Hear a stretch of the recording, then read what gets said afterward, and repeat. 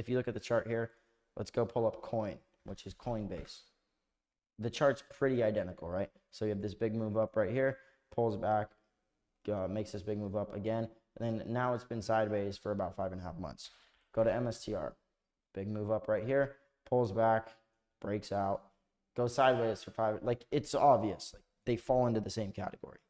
So once you understand that stocks are put into groups or categories, you're going to want to figure out which one is going to be the leading one at the time, because not always is tech going to be a leader. Not always is healthcare going to be a leader, right? Like, you get my point. But that filters out tons of stocks. So you have that 7,000.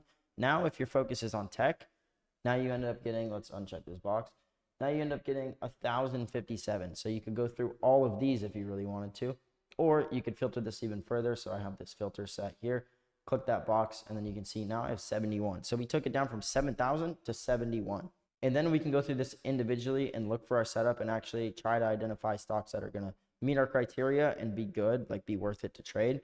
Because you can't just trade this setup. Like, you can't just buy the specific setup on any chart or on any stock, I mean. So most people fail because they go on Google, they look up a chart pattern, and they see a chart pattern. They're like, oh, it's an upside down SpongeBob, and they try to buy that and it doesn't work. Yeah, no shit, it doesn't work. One, it's an upside down SpongeBob. What the hell is that? And two, it doesn't work because it doesn't work on any stock ever. You have to understand where the money is flowing. And your number one job as a trader is just to identify where the money is flowing. So basically, all we're doing is following where the rest of the money is going, and we're making money. All right.